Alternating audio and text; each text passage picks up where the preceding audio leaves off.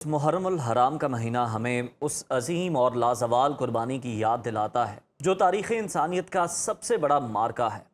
9 محرم الحرام کو کربلا کے میدان میں آل محمد پر پانی بند کر دیا گیا۔ بھوک اور پیاس کا عالم تھا، لیکن نواز رسول حضرت امام حسین رضی اللہ تعالی عنہ نے یزید کی بیعت سے صاف انکار کیا۔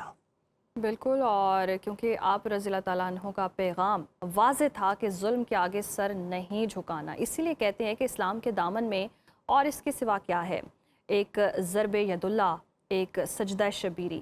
آج کے دور میں ہم اس قربانی سے کیا سبق سیکھتے ہیں اور اس بابرکت مہینے میں کون سے وظائف اور اذکار کرنے چاہیے، اس پر رہنمائی کے لیے ہمارے ساتھ اسٹوڈیوز میں موجود ہیں نامور مذہبی اسکالر مفتی محمد احمد شہباز صاحب۔ ان کو پروگرام میں ویلکم کہتے ہیں۔ بہت شکریہ آپ کے وقت کا مفتی صاحب۔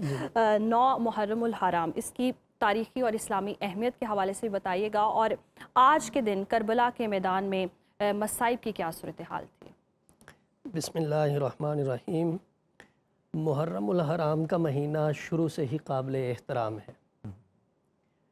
بہت سارے واقعات اس مہینے کے اندر ہوئے، جس میں حضرت موسیٰ علیہ السلام اور آپ کی جو قوم تھی، آپ کے جو ماننے والے تھے، اللہ رب العزت نے انہیں فرعون کے لشکر سے نجات بھی عطا فرمائی تھی۔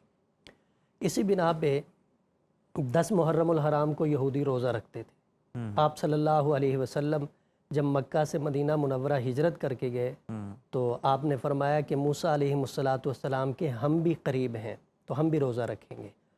اس کے علاوہ بہت سارے واقعات ہیں۔ اب خاص طور پہ اس کو جو جوڑا جاتا ہے وہ نواز رسول، شہید کربلا حضرت امام حسین رضی اللہ تعالی عنہ اور آپ کے خاندان کی شہادت کے ساتھ ہے۔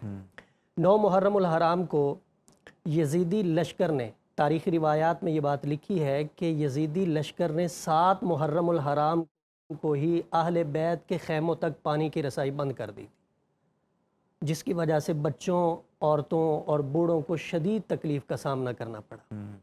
اور پانی نہ ملنا کتنا تکلیف دہ ہوتا ہے پیاس کے عالم میں، اس کا اندازہ ہر جاندار وہ بھی کو تپتی دھوپ میں۔ تپتی دھوپ میں۔ تو مصائب، تکلیف، پریشانیاں جو ہیں وہ انہوں نے جھیلنا شروع کر دی۔ پانی بند ہوا، راشن بند ہوا، کھانے کی بھی قلت تھی۔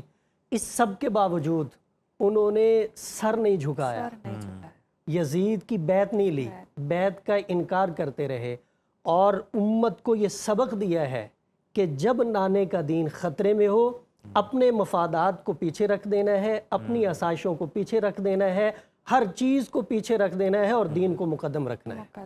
قربانی دے کے امت کو یہ سبق دیا ہے، یہ درس دیا ہے۔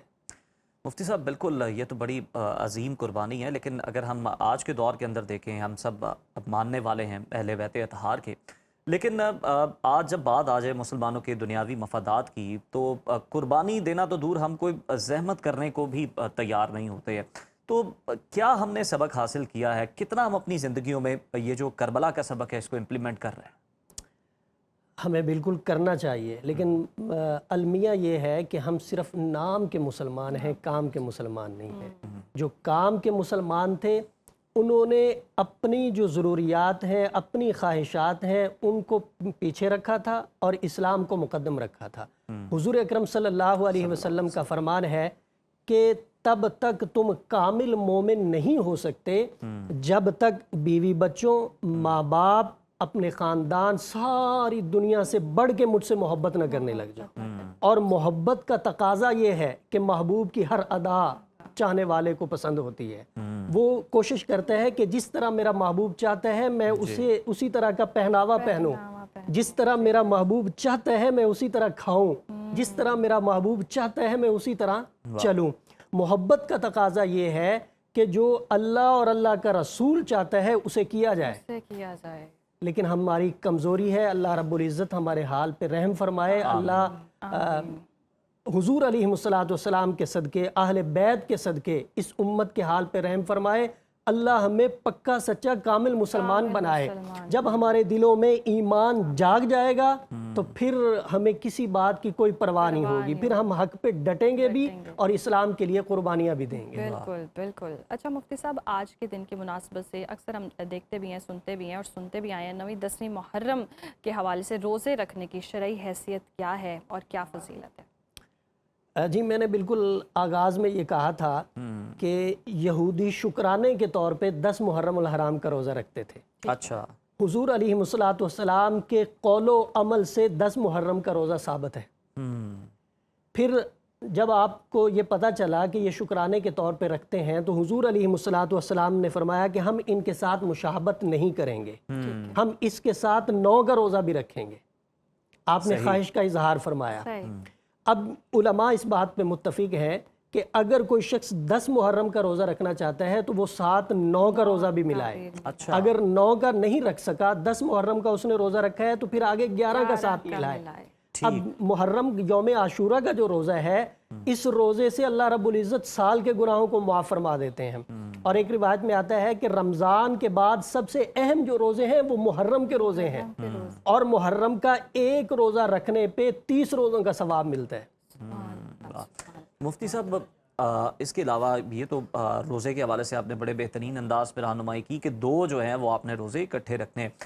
इस मुबारक और गम के महीने में अगर हम देखें तो उम्मत मुस्लिमा को कौन से अज़कार, कौन सी इबादत जो हैं वो कसरत से करनी चाहिए? जी बिल्कुल, मैं 2 मिनट लूँगा वजाहत के लिए कि हम जिनके नाम लेवा हैं, जिनकी मोहब्बत में हम इन दिनों को याद करते हैं और इसमें सखावत करते हैं, हम अज़कार करते हैं और हम इनको याद करते हैं, वो बड़ी अजीम हस्तियाँ थी, बड़े अजीम लोग थे। जैसे आपने शेर पढ़ा इस्लाम के दामन में, ज़रब यदुल्ला और सजदा शबीरी। बेशक शायर इसमें ये कहना चाह रहा है कि इस्लाम के दामन में ये 2 चीज़ें हैं। मैं ये कहता हूँ कि इस्लाम के दामन में ये 2 चीज़ें हैं, लेकिन इन 2 चीज़ों के अलावा भी बहुत सारी चीज़ें हैं, लेकिन इन 2 चीज़ों ने सबको अपने घेरे में लिया हुआ है। जैसे कहते हैं ना, हाथी के हाथ में, हाथी के पाँव में सबका पाँव, क्यों? हाथी का पाँव सबसे बड़ा है।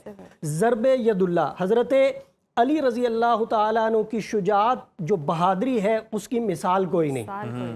बेशक आप मैदान में उतरते थे तो कुफ़ार लरज़ जाते थे, जिस तरफ जाते थे लाशों के अंबार लगा देते थे, लेकिन इसके साथ साथ आपकी सखावत भी बेमिसाल है। बेशक आपने मजदूरी की, चंद जौ लिए, लेके हज़रत फ़ातिमा के पास आए रज़ी अल्लाह ताला अन्हा, फरमाया कि इनको आटा बनाओ, रोटी बनाओ, रोज़ा है, अफ्तारी करेंगे। हज़रत फ़ातिमा रज़ी अल्लाह ताला अन्हा ने आटा बनाया, रोटी बनाई, अफ्तारी का टाइम है, सब के सामने एक एक रोटी रख दी गई। दरवाजे पे दस्तक हुई, अना इब्नुस सबील, मुसाफिर हूँ, सवाली हूँ, अल्लाह के नाम पे खाना खिला दो। हज़रत अली रज़ी अल्लाह ताला अन्हु ने अपने हिस्से की रोटी उठाई, अपने बड़े बेटे हज़रत हसन रज़ी अल्लाह ताला अन्हु को दी कि जाओ मेरी रोटी उस सवाली को दे दो, मैं पानी के साथ गुजारा कर लूँ। हज़रत हसन अर्ज़ करने लगे, अब्बा हुजूर इजाज़त हो तो मैं अपने हिस्से की रोटी भी उस सवाली को दे दूँ। आपने फरमाया, बेटे इसमें इजाज़त की कौन सी बात है। दोनों रोटियां ले जाने लगे तो शहीद करबला हज़रत हुसैन रज़ी अल्लाह ताला अन्हु, उन्होंने फरमाया, भाई मेरे हिस्से की रोटी भी इस सवाली को दे दो। अब तीनों रोटियां ले जाने लगे तो हज़रत फ़ातिमा रज़ी अल्लाह ताला अन्हा कैसे इस मैदान में पीछे रह सकती थी, जिन्होंने सखावत के गुर मोहम्मद की गोद से सीखे थे। फरमाया, बेटे मेरे हिस्से की रोटी भी उस सवाली को दे दो। अब 4 रोटियां ले जाने लगे हज़रत हसन, तो हज़रत अली रज़ी अल्लाह ताला अन्हु की कनीज़ हज़रत फ़िज़ा, उन्होंने भी अपने हिस्से की रोटी उठाई और हज़रत हसन को दी। फरमाया, बेटा मेरे हिस्से की रोटी भी सवाली को दे दो, ताकि दुनिया को पता चल जाए कि सिर्फ अली का घराना ही सखी नहीं, अली के गुलाम भी सखी गुलामाने अहले बैत अतहार भी जो है वो भी सखावत में अपनी मिसाल। बहुत शुक्रिया मुफ्ती साहब आपके वक्त का, और बहुत ही खूबसूरत गुफ्तगू आपने फरमाई और साथ ही साथ हमारी रहनुमाई भी की कि इन अयाम में जो कि बड़े मुबारक हैं, अल्लाह ताला के पसंदीदा, इनमें हमें कौन सी इबादत जो है वो करनी चाहिए।